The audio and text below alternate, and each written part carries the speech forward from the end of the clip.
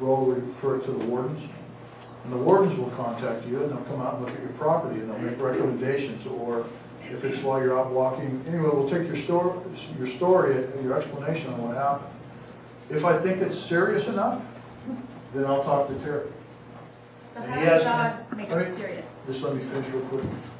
He has 2 other people that he works with in the county.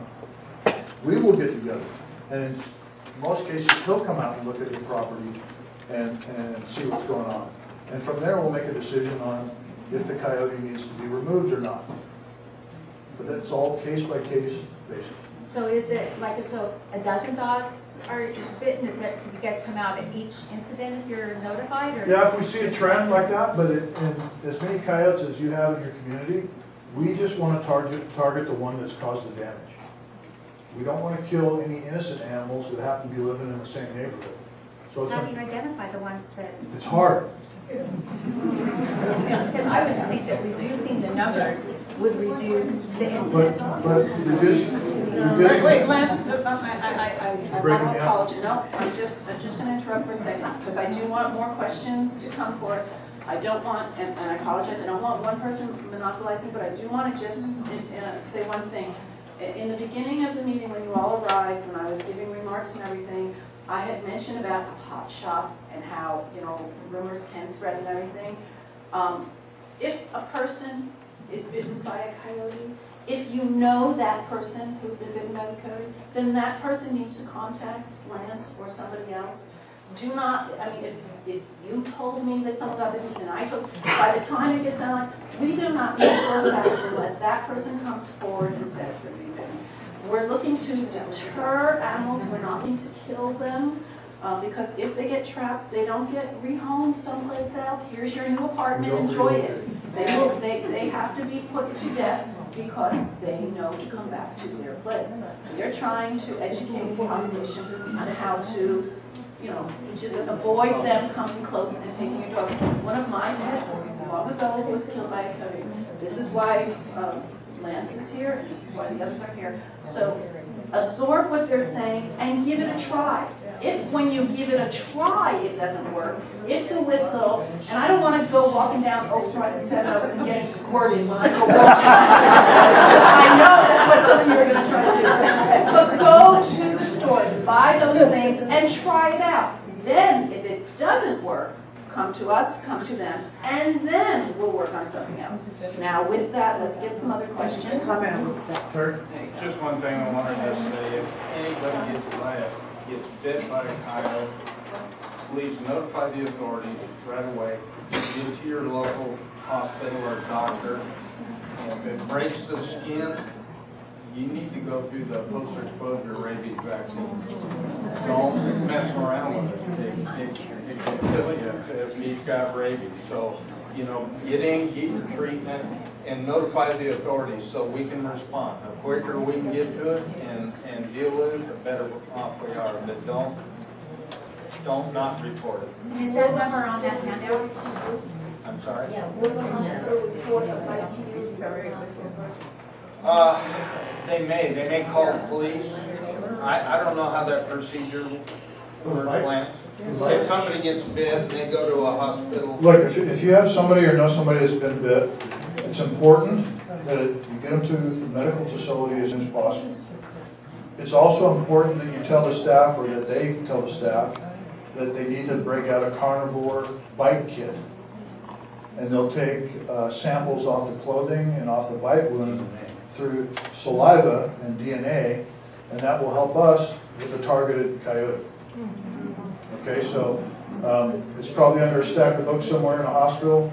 It's important that you tell them break out the carnivore bite kit so that they can get data.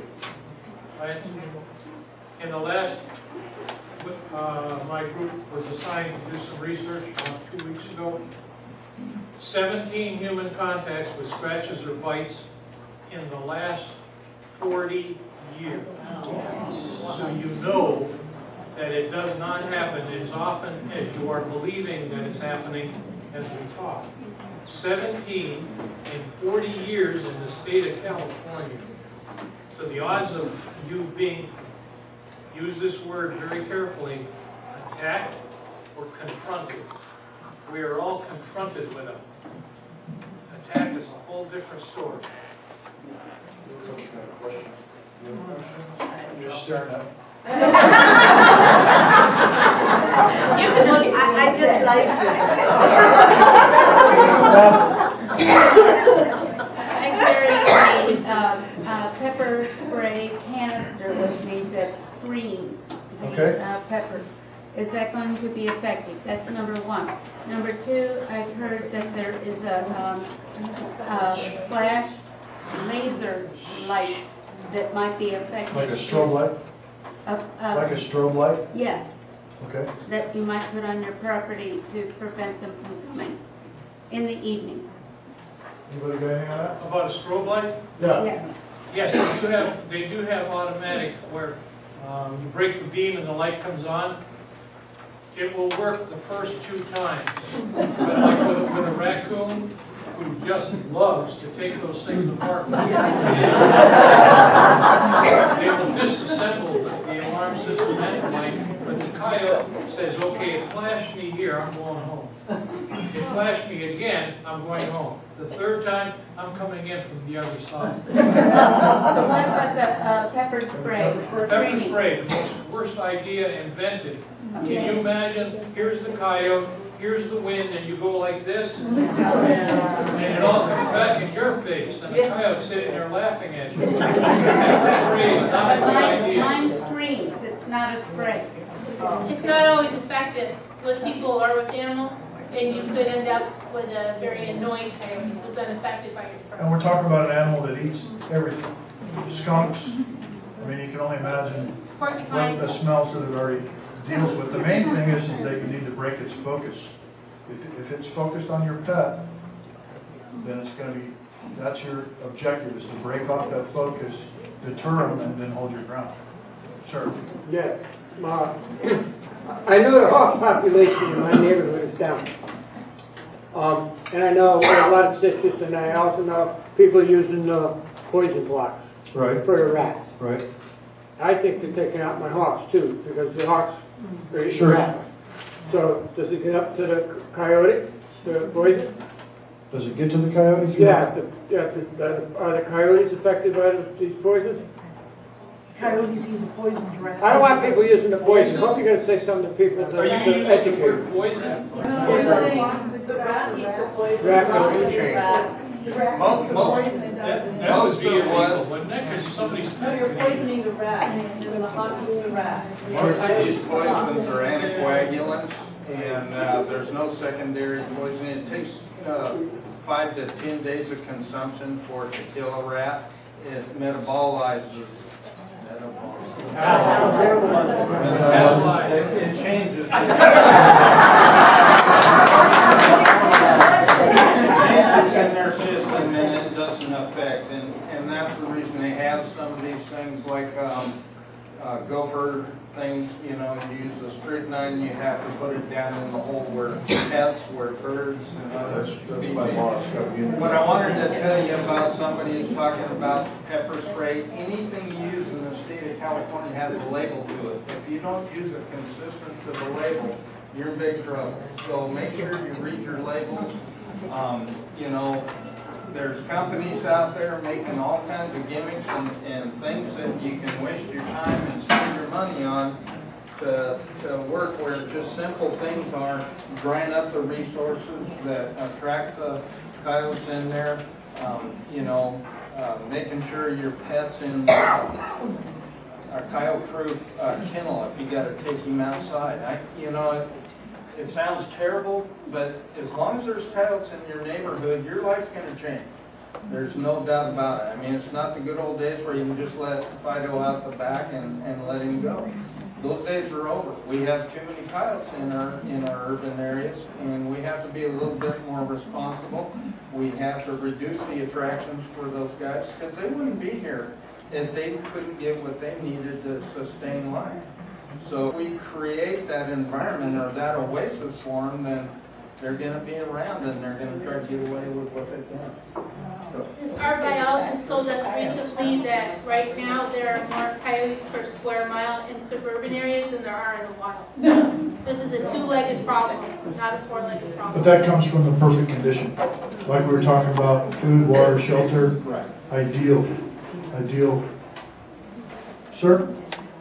This may be the most uneducated question tonight, but I hear the professionals saying coyote, and we're saying coyote. Educate me. It's either way. I'll let you get away with either one. Either one, yeah. Lance, Kim knows all the history between coyote and coyote. Kim? Oh, sure. Well, the oldest recorded history of coyotes being drawn on cave walls comes from the Aztec Empire in Mexico in the 1400s, and their word for coyote was coyote. When the Spanish came, they heard coyote. Thank you folks for coming. When the Spanish came, they heard coyote, and they called it coyote.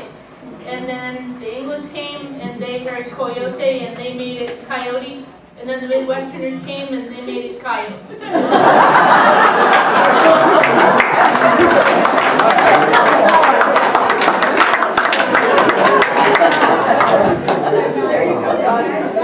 Where? Which one? And the green, that's got a statue in the back? Yeah. So on the 1st of August, I lost 2 dogs to coyotes. Okay. Coyotes. We had 4 dogs in the back. We're not scared by having multiple dogs. I don't know if they watched our team for 2 months. We've been in this house, and they don't get around while we're in the house. We go across the street, and it's like the timing is perfect. We were out of the house. They came over, put a $9,000 fence up. Yesterday morning, my pool lights were on. They're drinking out of the pool lights. They get up at 3 o'clock in the morning. I see something. I thought it was my dog. They're outside. That's the coyotes are drinking out of it. Trying to electrify my. I'm going to put a hot wire on the fence, like a cattle wire. It's your property. Okay. I would keep the wires on the. I built a secondary inside fence. Thank you folks for coming tonight.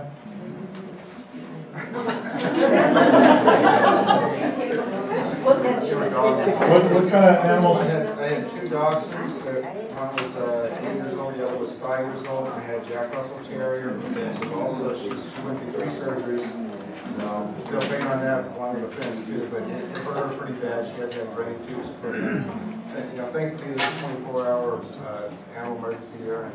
And Did you contact anybody? I did. I talked to Paul Martin. I don't know if she had. Paul Martin works with Animal Services. He's one of the carriers. And what did he tell you? He told me just to scare them away. If I go outside, they won't come. I put lights out there. The lights don't deter them, but you can actually see them walking on the wall. The problem is I had a cinder block wall out there. It's that wide, and it was a super highway through the neighborhood. They walk and they look both sides of the fence to see what's out there. Where do you live? Yeah. I live right by Lake Hodges, so I know that I'm in a subdivision. We live here from Texas. I'm a border patrol agent, so I see coyotes for a while. I've seen them for years. They're always taking off. If you hear our trucks coming in. Those are other nice. Is there anything you could put on the concrete wall to deter them from walking on I it? can't because it belongs to the homeowners association. So I built a fence inside for me to do it. So Do you live in the Westwood area? no, I don't actually. I live in Escondido right now. Oh, okay. You're more than welcome. We don't have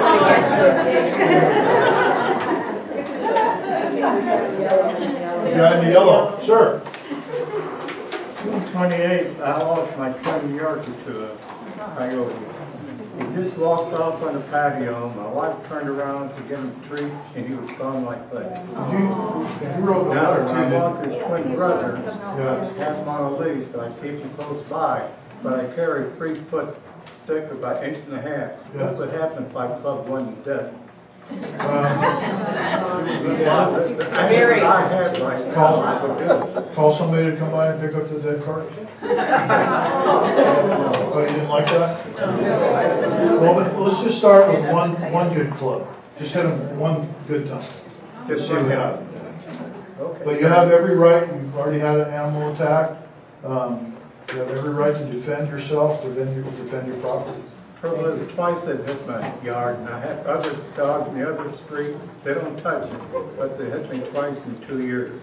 Yeah. The first Yorkie got away with it. He was grabbed by the coyote, took them over the Good night, fence. folks. I don't know what happened, but we had 7 cypress trees in the corner house, and they had a bunch of crows. They all started dive bombing, making a lot of noise. And evidently they must have scared a coyote and dropped Jamie. And the neighbor called me and he says, "We have your dog." And he had 2 bites on his head and a bite under his chin. And I took him to the vet, and the vet shaved him. He says, "Well, we'll just let it heal naturally." He gave him an antibiotic shot. A lot of times they grab whatever they're prey and they give them a really violent shake, which I think in that case would have broken a neck. Yeah, but the sad thing about the whole thing is 2 days later, I get a call from a gentleman who lives on People Road and off of Seven Oaks. He said, "Do you have a dog named Joey?" I said, "I think I did, but I think he was taken by a coyote." He said, "Sorry to inform you, but I do have his collar." That's common. That's the one thing they don't eat. Let me see what I was going to say. Coyotes are extremely intelligent. Rose already explained to you, it's the most intelligent animal you're going to deal with. Conversation. And I wish there had been more publication put around the line. Maybe I'd have taken a little bit closer care. And I apologize for that, but I'm just learning how the coyote situation is in Rancho Bernardo. With a lot of help from Sue I know and it's their Joyce. territory. Yeah, we took their territory. We took the Indians' territory and we moved them on reservation. And you're suggesting we do that with the coyotes? They will wait, pattern your moves. If you give them a second or 2 seconds, that's all they need. They're so fast. They are. Like, Lance, you have time for one more question, because then we have to. Hey, do you like? I have time for one more question, David. Consideration being given to studying the urban coyote population by, say, radio collaring a select number of animals and tracking them to see how the population manipulates itself through a particular area. Jason? That would be extremely expensive, and we already know that there are in people's yards, in the neighborhoods, in the chaparral, around your yard. So we already kind of have the answer to that. That's Jason Price, he's a biologist. Sorry, Jason Price, I'm a biologist. Say again? Do we know what the population is approximately? No. One more question? Large. Go ahead. One more question. Sue? Yes, I think that the people would like to know, who do they call if they have a coyote attack their dog? What is the first, do they call the Department of Fish and Game? Are you in the telephone directory? Do you have a hotline? Or do they call animal services? Who do they call first? Rob? You can call our office, and we're primarily the screeners, and we make a decision how serious it is before we pull people like him out of the field. So that's Fish and Game. Fish and So Wildlife. if you say I was walking my dog at midnight, it's not going to be as big a deal as if you were on the street at 11 o'clock in the morning and he knocked you over to get to your dog. That's when he would be involved. You call Fish and Game? We'll post their You information can call on our Fish and Game. homepage. Now, I also want to say, how many of you